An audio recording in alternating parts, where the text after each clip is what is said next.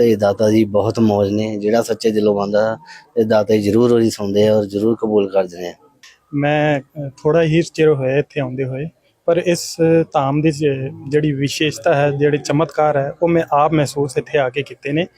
ਜਦੋਂ ਮੈਂ ਇੱਥੇ ਆਇਆ ਤੇ ਮੈਨੂੰ ਕਾਫੀ ਲੋਕਾਂ ਤੋਂ ਪਤਾ ਲੱਗਾ। ਵੈਸੇ ਤਾਂ ਰਾਜਸਥਾਨ ਦੇ ਮੰਦਿਰ ਬਾਰੇ ਜਾਣਕਾਰੀ ਸੀਗੀ, ਪਰ ਇੱਥੋਂ ਦਾ ਜਦੋਂ ਮੈਨੂੰ ਜਾਣਕਾਰੀ ਹੋਈ, ਇੱਥੇ ਦੇ ਸਰੂਪ ਬਾਰੇ ਜਦੋਂ ਮੈਂ ਦਰਸ਼ਨ ਕਰਨ ਆਇਆ ਤਾਂ ਮੈਨੂੰ ਆਪ ਮਹਿਸੂਸ ਹੋਇਆ ਇੱਥੇ ਦੇ। ਮੇਰੇ ਘਰ ਵੀ ਕਈ ਪ੍ਰਕਾਰ ਦੀਆਂ ਦਿੱਕਤਾਂ ਸੀਗੀਆਂ, ਜਿਹੜੀ ਮੈਂ ਇੱਥੇ ਮੰਨਤ ਪੂਰੀ ਮੰਗੀ ਸੀਗੀ। ਉਸ ਤੋਂ ਬਾਅਦ ਮੇਰੀ ਇੱਕ ਦੋ ਸੰਡੇ ਆਉਣ ਤੋਂ ਬਾਅਦ ਹੀ ਮੇਰੀ ਮੰਨਤ ਉਹ ਪੂਰੀ ਹੋਈ।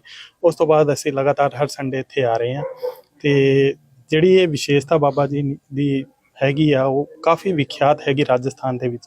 ਜਦੋਂ ਇੱਥੇ ਮੰਦਿਰ ਇਹ ਲੁਧਿਆਣੇ ਵਿੱਚ ਬਣਿਆ, ਹੌਲੀ ਹੌਲੀ ਮਸ਼ਹੂਰ ਹੋ ਰਿਹਾ ਵਾ ਤੇ ਲਗਾਤਾਰ ਸੰਗਤਾਂ ਇੱਥੇ ਵੱਧ ਰਹੀਆਂ ਨੇ। ਤੇ ਉਸੇ ਚੀਜ਼ ਨੂੰ ਦੇਖਦੇ ਹੋਏ ਅਸੀਂ ਵੀ ਇੱਥੇ ਆਏ ਸੀਗੇ ਤੇ ਸਾਨੂੰ ਦਰਸ਼ਨ ਹੋਏ, ਬਾਬਾ ਜੀ ਦਾ ਚਮਤਕਾਰ ਵੀ ਮਹਿਸੂਸ ਹੋਇਆ ਤੇ ਉਸ ਚੀਜ਼ ਨੂੰ ਅਸੀਂ ਫੀਲ ਕੀਤਾ ਤੇ ਤੁਹਾਡੇ ਚੈਨਲ ਰਾਹੀਂ ਅਸੀਂ ਜ਼ਾਹਿਰ ਵੀ ਉਸ ਚੀਜ਼ ਨੂੰ ਕਰ ਰਹੇ ਹਾਂ। ਬਹੁਤ ਬਹੁਤ ਧੰਨਵਾਦ। ਜਦੋਂ ਤੁਸੀਂ ਇੱਥੇ ਆਉਂਦੇ ਹੋ, ਸਾਨੂੰ ਮਿਸ ਕਿੱਦਾਂ ਦਾ ਲੱਗਦਾ ਨਾ ਵੀ ਜਿਹੜਾ ਮਿਸ ਸਰੂਪ, ਇੱਕ ਜਿਹੜਾ ਸਰੂਪ ਨੇ ਰਾਜਸਥਾਨ ਬੀਕਾਨੇਰ ਦੇ ਵਿੱਚ ਨੇ, ਦੂਜੇ ਸਰੂਪ ਲੁਧਿਆਣਾ ਦੇ ਵਿੱਚ ਨੇ, ਕਿੱਦਾਂ ਦਾ ਮਹਿਸੂਸ ਹੁੰਦਾ ਕਿ ਆਪਣੇ ਸ਼ਹਿਰ ਦੇ ਵਿੱਚ ਬਟੁਕ ਭੈਰਵਨਾਥ ਜੀ ਮੌਜੂਦ ਨੇ ਤੇ ਆਪਾਂ ਉਹਨਾਂ ਦੇ ਰੂਬਰੂ ਨੇ? ਜਦੋਂ ਸਾਨੂੰ ਪਤਾ ਲੱਗਿਆ ਕਿ ਇੱਥੇ ਵੀ ਬਟੁਕ ਭੈਰਵਨਾਥ ਜੀ ਦਾ ਸਰੂਪ ਸਾਖਸ਼ਾਤ ਉਹੀ ਰੂਪ ਇੱਥੇ ਵਿਸ਼ੇਸ਼ ਤੌਰ ਤੇ ਵਿਰਾਜਮਾਨ ਕੀਤਾ ਗਿਆ, ਉਸ ਦਾ ਜਾਣਕਾਰੀ ਮਿਲਦੀ ਹੀ ਸਾਨੂੰ ਬਹੁਤ ਖੁਸ਼ੀ ਹੋਈ। ਪਰ ਇਸ ਥਾਮ ਦੀ ਇੱਕ ਵਿਸ਼ੇਸ਼ਤਾ ਇਹ ਵੀ ਹੈ ਕਿ ਜਦੋਂ ਤੱਕ ਇੱਥੇ ਬਾਬਾ ਜੀ ਦੀ ਮਨਜ਼ੂਰੀ ਨਹੀਂ ਹੁੰਦੀ, ਉਦੋਂ ਤੱਕ ਇੱਥੇ ਕੋਈ ਆ ਨਹੀਂ ਸਕਦਾ। ਇਹ ਵੀ ਇੱਕ ਚੀਜ਼ ਦੀ ਵਿਸ਼ੇਸ਼ਤਾ ਹੈਗੀ। ਅੱਜ ਤੁਹਾਡੇ ਚੈਨਲ ਰਾਹੀਂ ਤੁਸੀਂ ਪਹੁੰਚੇ ਹੋ ਤੇ ਇਹਦੇ ਬਾਰੇ ਲੋਕਾਂ ਨੂੰ ਪਤਾ ਵੀ ਲੱਗੂਗਾ। ਤੇ ਕਈ ਵਾਰ ਕੋਸ਼ਿਸ਼ ਕੀਤੀ ਗਈ ਹੈ, ਕਈ ਵਾਰ ਇੱਥੇ ਭਗਤ ਦੱਸਿਆ ਹੈ ਕਿ ਬਈ ਅਸੀਂ ਪਹੁੰਚਣ ਦੀ ਕੋਸ਼ਿਸ਼ ਕੀਤੀ ਪਰ ਪਹੁੰਚੇ ਨਹੀਂ।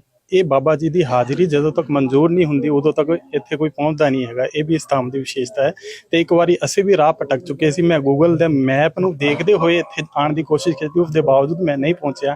ਪਰ ਫਿਰ ਉਸ ਤੋਂ ਬਾਅਦ ਬਾਬਾ ਜੀ ਨੂੰ ਅਰਦਾਸ ਕੀਤੀ ਤੇ ਅਗਲੀ ਵਾਰ ਮੈਂ ਇੱਥੇ ਪਹੁੰਚ ਗਿਆ। ਤੇ ਜਦ ਕਿ ਮੈਂ ਬਾਰ-ਬਾਰ ਕਈ ਵਾਰ ਇੱਥੇ ਆ ਚੁੱਕਿਆ ਸੀ। ਤੇ ਇਹ ਵੀ ਇੱਕ ਜਗ੍ਹਾ ਦੀ ਵਿਸ਼ੇਸ਼ਤਾ ਹੈਗੀ। ਤੇ ਖੁਸ਼ੀ ਦੀ ਗੱਲ ਤਾਂ ਬਹੁਤ ਵਿਸ਼ੇਸ਼, ਮਤਲਬ ਅੰਦਰੋਂ ਖੁਸ਼ੀ ਹੁੰਦੀ ਹੈ ਕਿ ਜਦੋਂ ਰਾਜਸਥਾਨ ਦਾ, ਜਦੋਂ ਅਸੀਂ ਬਿਲੋਂਗ ਕਰਦੇ ਹਾਂ ਉਸੇ ਥਾਂ ਤੇ ਉਹੀ ਸਰੂਪ ਇੱਥੇ ਵਿਰਾਜਮਾਨ ਹੁੰਦਾ ਹੈ ਤਾਂ ਖੁਸ਼ੀ ਤਾਂ ਹੁੰਦੀ ਹੈ। ਸਰ ਤੁਹਾਨੂੰ ਮਿਸ ਇਸ ਮੰਦਿਰ ਤੇ ਜਦੋਂ ਕਿੰਨਾ ਟਾਈਮ ਹੋ ਗਿਆ ਇੱਥੇ ਆਉਂਦੇ ਨੂੰ ਜੀ? ਮੈਨੂੰ ਲਗਭਗ ਇੱਥੇ ਸਾਲ ਹੋ ਜਾਏਗਾ, ਮਤਲਬ 6-8 ਮਹੀਨੇ ਤੋਂ ਉੱਪਰ ਹੋ ਗਿਆ ਮੈਨੂੰ ਇੱਥੇ ਰਫਲੀ ਇੱਥੇ ਆਉਂਦੇ ਹੋਏ। ਤੇ ਜੀ ਬਸ 6-8 ਮਹੀਨੇ ਹੋ ਗਏ ਮੈਨੂੰ ਇੱਥੇ ਆਉਂਦੇ ਹੋਏ। ਤੇ ਇੱਥੇ ਸ਼ਾਮ ਨੂੰ ਆ ਕੇ ਥੋੜੀ ਬਾਬਾ ਜੀ ਦੀ ਸੇਵਾ ਕਰੀ ਹੈ। ਸਰ ਜਦੋਂ ਇੱਥੇ ਆ ਕੇ ਮੱਥਾ ਟੇਕਦੇ ਹੋ, ਕਿੱਦਾਂ ਦਾ ਮਹਿਸੂਸ ਹੁੰਦਾ? ਦੇਖੋ ਇਹਦੇ ਵਿੱਚ ਇੱਦਾਂ ਹੈ, ਮੈਂ ਇੱਕ ਛੋਟਾ ਜਿਹਾ ਮਤਲਬ ਆਪਣਾ ਐਕਸਪੀਰੀਅੰਸ ਜਿਹਾ ਸ਼ੇਅਰ ਕਰਨਾ ਚਾਹੂੰਗਾ। ਇਹਦੇ ਵਿੱਚ ਇਹ ਚੀਜ਼ ਹੈ ਕਿ ਵੀ ਬੁਲਾਵੇ ਤਾਂ ਬਾਬਾ ਬੁਲਾਵੇ ਤਾਂ ਹੀ ਤੁਸੀਂ ਇੱਥੇ ਪਹੁੰਚ ਸਕਦੇ ਹੋ। ਠੀਕ ਹੈ, ਮੈਂ ਮਤਲਬ ਅੱਜ ਤੋਂ ਸਾਲ 1.5 ਸਾਲ ਪਹਿਲੇ ਮੈਂ ਕਿਸੇ ਸਰਕਮਸਟਾਂਸ ਤੋਂ ਨਿਕਲ ਰਿਹਾ ਸੀਗਾ ਤੇ ਜਿਹਦੇ ਕਰਕੇ ਮੇਰੀ ਪੂਰੀ ਫੈਮਿਲੀ ਕਾਫੀ ਡਿਸਟਰਬ ਸੀਗੀ। ਮੈਂ ਕਾਫੀ ਜਗ੍ਹਾ ਤੇ ਕਹਿੰਦੇ ਕਹਾਂਦੇ ਐਸੀ ਮੱਥੇ ਜਗ੍ਹਾ ਤੇ ਵੀ ਜਾ ਕੇ ਆਇਆ, ਜਿਵੇਂ ਤੁਸੀਂ ਕਈ ਦੇਖ ਸਕਦੇ ਹੋ ਵੀ ਪੋਡਕਾਸਟ ਵੱਡੇ ਵੱਡੇ ਬੰਦੇ ਆ ਕੇ ਬੜੇ ਤੰਤਰ ਮੰਤਰ ਦੀ ਗੱਲਾਂ ਕਰਦੇ ਆ।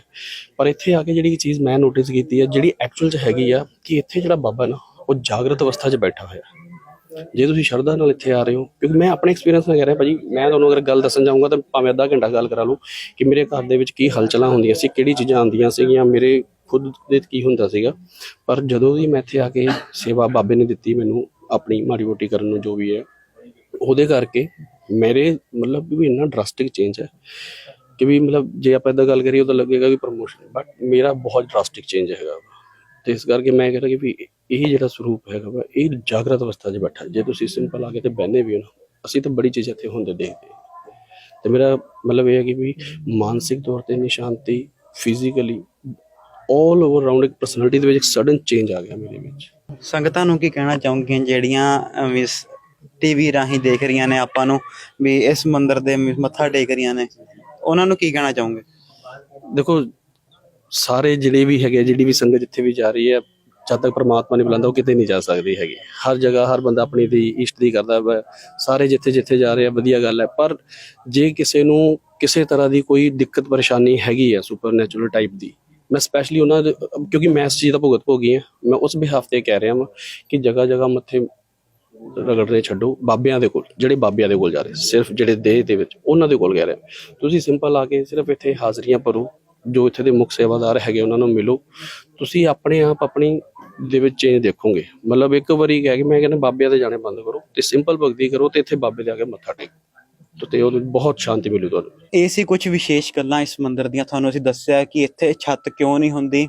ਬਟੁਕ ਭੈਰਵਨਾਥ ਜੀ ਇੱਕ ਮੀਨਸ ਕਿਹਨਾਂ ਦੇ ਅਵਤਾਰ ਨੇ, ਤੁਹਾਨੂੰ ਸਾਰਾ ਕੁਝ ਵੀਡੀਓ ਵਿੱਚ ਦੱਸ ਹੀ ਦਿੱਤਾ ਗਿਆ ਤੇ ਲੋਕੇਸ਼ਨ ਵੀ ਤੁਹਾਨੂੰ ਦੱਸ ਹੀ ਦਿੱਤੀ ਗਈ ਹੈ। ਤੇ ਤੁਹਾਨੂੰ ਅਸੀਂ ਉਮੀਦ ਕਰਾਂਗੇ ਕਿ ਇਦਾਂ ਦੇ ਹੋਰ ਜਿਹੜੇ ਕੀ ਆ ਕਹਿ ਲਓ ਵੀ ਜਿਹੜੇ ਪ੍ਰਸਿੱਧ ਮੰਦਿਰ ਨੇ ਤੁਹਾਨੂੰ ਦਿਖਾਉਂਦੇ ਰਵਾਂਗੇ। ਤੇ ਸਾਡੇ ਚੈਨਲ ਨੂੰ ਫੋਲੋ ਜ਼ਰੂਰ ਕਰ ਲਓ। The city headlines, cameraman Vipan Bassi ਦੇ ਨਾਲ ਮੈਂ ਅੰਬਰਵੀਰ, ਦ ਸਿਟੀ ਹੈਡਲਾਈਨਸ ਲੁਧਿਆਣਾ।